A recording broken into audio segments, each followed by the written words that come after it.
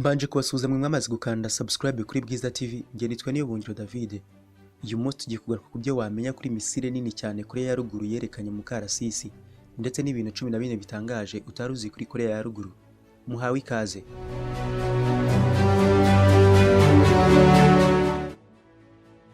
Korea ya Ruguru yerekanye misile ya rutura yambukiranya imigabane y'ubunini burenze ubw'izindi zose bagaragaje mbere ko bafite mu ntwaro zabo.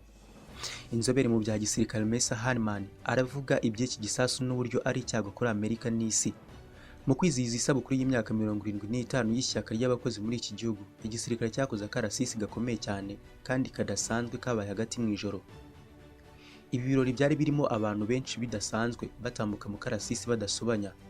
Byaranzwe kandi n'ijambo ryuzuye imbamutima ry'ukuriye iryo shyaka Kim Jong Un, wagiragaho agatsikimba arimo avuga ingorane igihugu cyaciyemo.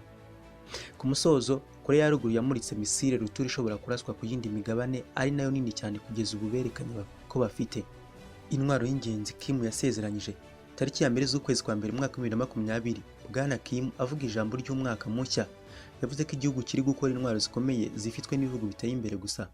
By'umwihariko yasobanuye intwaro y'ingenzi bivuze izakirimbu ziri gukorwa. Bwana Kim yageranyije iyo ntwaro n'iza Amerika, avuga ko mu gihe kiri imbere uko Amerika itindi kanashidikanya ku mubano wa Korea ya Ruguru na Amerika, niko izisanga nta kigishoboye imbere y'imbaraga za Repubulika ya Demokarasi ya Rubanda rwa Korea ziri kwiyongera birenze ibyitezwe. Iyi misile ya rutura niyo ntwaro y'ingenzi Bwana Kim yasezeranyije igambiriye hanini Amerika, kandi imuritswe nk'ingaruka zo kunanirwa mu biganiro n'ubutegetsi bwa Perezida Donald Trump. Ikigeragezo gishya ku bwirinzi bwa Amerika kuri za misile. Korea ya Ruguru ifite misile ebyiri zambukiranya imigabane yagerageje izo mu bwoko bwa Hwasong 14 yagerageje mu mwaka 2017 zishobora kuraswa mu ntera ya kilometero 10,000, zikaba zagera mu Burayi bw'uburengerazuba cyangwa ku butaka bwa Amerika zitwaye umutwe w'igisasu cy'ubumara kirimbuzi. Hwasong 15 zagerageje mu mwaka 2017 zishobora kuraswa muri kilometero 13,000 zo zishobora kuraswa ahariho hose. Hwasong 15 zageragejwe mu mwaka 2017 zishobora kuraswa muri kilometero 13,000 zo zishobora kuraswa ahariho hose muri Amerika zijyanye umutwe w'igisasu cy'ubumara kirimbuzi. Iyi misile nshya itarageragezwa nayo iri mu bwoko bumwe n'izindi, ariko y'uburebure n'ubunini budasanzwe kurusha Hwasong 15.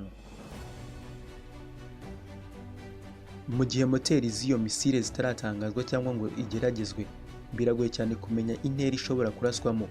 Icyakora ishusho n'ingano yayo irerekana neza gahunda ya Korea ya Ruguru.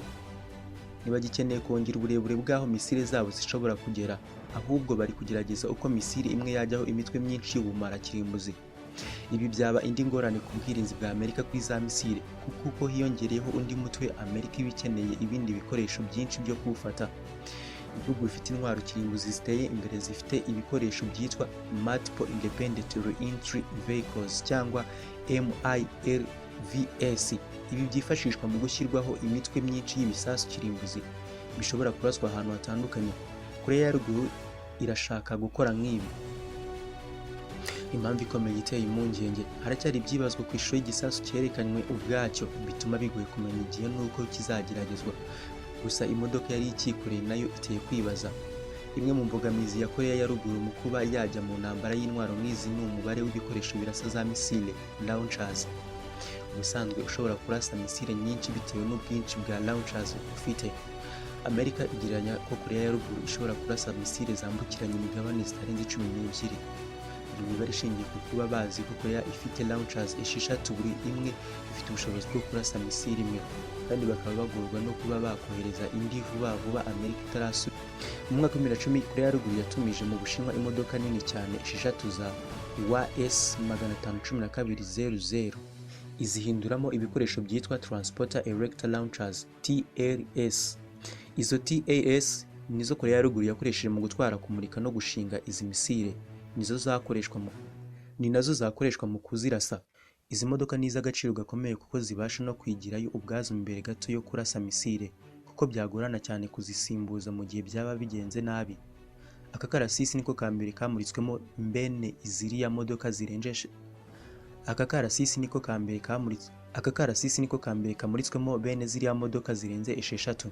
Izi modoka nshya zaravuguruwe cyane. Ibyo rero bisobanuye neza ko Korea ya Ruguru igifite ibyangombwa byatuma ibona launchers, nubwo hariho ibihano bibuza ibihugu kugira icyo biha Korea ya Ruguru muri uru rwego. Birasobanutse kandi ko bubatse ubushobozi bwo gukora ibikoresho iwabo ku buryo bashobora guhindura cyangwa kuba banakora ubwabo launchers zirasa izi misile. Iyi misile rutura nshya ya Korea ya Ruguru yakozwe mu mwaka umwe n'ubutumwa ku isi bwo kudasuzugura imbaraga zayo, umutegetsi wayo cyangwa ikoranabuhanga bagezeho. Kim Jong-un n'igihugu ayoboje igitugu mu buryo busekeje. Perezida Kim Jong-un, umuyobozi w'igiti w'ikirenga w'igihugu cya Korea y'Amajyaruguru ukunze kurangwa n'ibikorwa by'ubugome no kutababarira, yagiye arangwa n'ibintu bitangaje ndetse n'igihugu cye kikaba gifite ibintu byihariye kubera amategeko ndetse n'amahame yatanzwe n'ubuyobozi bwacyo. Muri iyi nkuru turagaruka ku bintu bidasanzwe kuri uyu muyobozi n'igihugu cye. Ikintu cya mbere, Kim Jong-un yize mu Busuwisi mu ibanga, aho yari yarahinduye amazina yiyita Park Un, kandi yari umuswa bikabije. Kim Jong-un yize mu Busuwisi ari umunyeshuri w'umuswa cyane ndetse mu bizamini byose yakoraga yabonaga amanota agayitse cyane kuko n'ubundi we mu gihe abandi babaga barimo kwiga yabaga yirebera umukino wa basketball cyangwa ari kwikinira imikino yo muri za mudasobwa. Nyuma se umubyara yabonye bikomeje kwanga, afata umwanzuro wo kumuvana muri iri shuri mpuzamahanga rya Berne, amushakira ishuri rikomeye mu gihugu cye aho bakomeje kumwita Park Un, bikavuga ko ari umwana w'umudiplomate.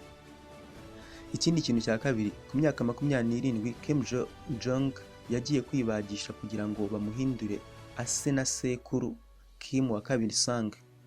Kim Jong-un w'umunyadushya twinshi, ibyo kwibagisha we yabikoze kugira ngo agire isura y'umuntu ukuze, mu gihe ababikora benshi bo baba bagambiriye kugira isura y'ubuto ibagaragaza bafite itoto. Yaribagishije bamuha isura nk'iya sekuru nawe wigeze kuyobora Korea y'Amajyaruguru. Ikintu cya gatatu, bivuga ko Kim Jong-un ari we mu perezida muto wabayeho nubwo hatazwi neza umwaka ndetse n'amatariki yavukiyeho. Uyu mugabo w'umunyagitugu nta muntu uzi neza umwaka ndetse n'amatariki yavukiyeho, kuko bamwe bavuga ko yavutse mu mwaka w'1982, abandi bakemeza ko ari mu 1983, abandi bakavuga mu mwaka w'1984, bigaragaza ko ntawe uzi imyaka ye.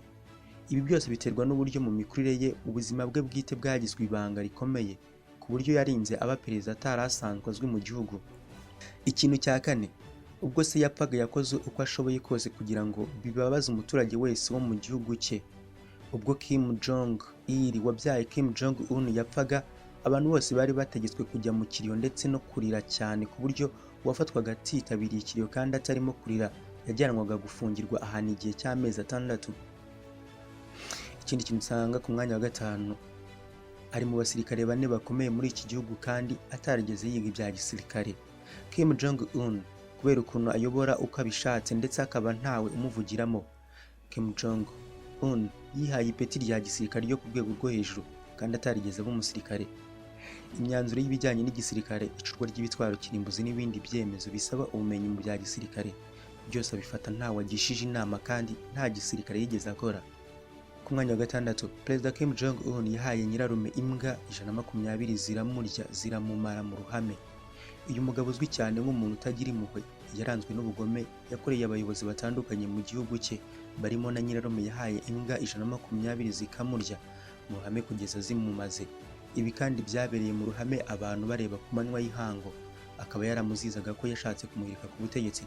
Uwo nyirarume yari umwe mu basirikare bakomeye mu gihugu cye. Yagiye kandi ahana abantu batandukanye, akabaha ibihano bikarishye birimo abaminisitiri yishe akoresheje ibitwaro bya rutura. Kim Jong-un, umuntu umutunganyiriza imisatsi arazwi mu gihugu hose.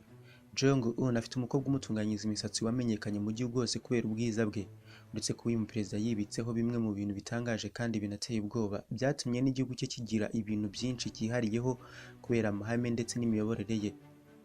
Ku mwanya wa 8, igihugu cya Korea y'Amajyaruguru nicyo kigira abasirikare benshi ku isi. Iki gihugu gifite abasirikare bagera kuri miliyoni 7,700,000, barimo abagore n'abagabo. Kugira ngo wumve uburyo iki gihugu gifite abasirikare benshi, wafatira urugero kuri Leta Zunze Ubumwe za Amerika, nk'igihugu cyihagazeho mu bya gisirikare gifite abagera kuri 1,500,000. Bivuga ko Korea ya Ruguru igikubye kenshi. Ku mwanya wa 9, ikoreshwa ry'ibiyobyabwenge muri iki gihugu riremewe. Muri Koreya y'Amajyaruguru icuruzwa ndetse n'ikoreshwa ry'ibiyobyabwenge nk'urumogi biremewe cyane mu gihugu, dore ko hari amasoko azwi acururizwamo urumogi n'ibindi biyobyabwenge bitandukanye. Ku mwanya wa 10, kalendari ikoreshwa muri Koreya ya Ruguru ihera igihe Kim wa kabiri Sang yavukiye. Imyaka ndetse n'amatariki iki gihugu gikoresha atandukanye cyane n'ayo abandi bakoresha, kuko bo batangiye kubara imyaka ubwo Kim wa kabiri Sang yavukaga tariki ya 15 Mata 1912, bivuze ko ariho batangiye kubara. Ubu bari mu mwaka w'110 kuri kalendari yabo. Ikintu usanga ku mwanya wa 14, iki gihugu nubwo gikize kandi cyateye imbere mu ikoranabuhanga, itangazamakuru ntabwo rihabwa umwanya ndetse riranigwa bikomeye, ku buryo ibera mu gihugu batifuza ko byamenyekana cyane. Iki gihugu kigira televiziyo 3 gusa, kandi nazo 2 muri zo zitambutsa ibiganiro byazo mu mpera z'icyumweru gusa muri weekend, indi imwe isigaye ikabitambutsa mu masaha ya nijoro gusa. Ikintu usanga ku mwanya wa 12 kidasanzwe kuri Koreya ya Ruguru, igitsina gore cyo muri iki gihugu cyemerewe kwiyogoshesha inyogosho 28 gusa, mu gihe abagabo batagomba kurenza inyogosho 10. Ikintu gitangaje kuri Koreya ya Ruguru, amatora muri iki gihugu aba buri nyuma y'imyaka 5, ariko ugomba gutorwa akaba ari umwe. Biba ari umuhango kuko perezida uri ku butegetsi niwe ugomba gutorwa, yavaho ubutegetsi akabusigira umukomokaho, nubwo badafite ingoma ya cyami. Ikintu gitangaje kuri Koreya y'Amajyaruguru, nicyo gihugu gifite stade nini kurusha izindi ku isi cyane, ko ishobora kwakira abantu 150,000 bicaye neza. Ndabashimiye, nge nitwe Nibongeyo David.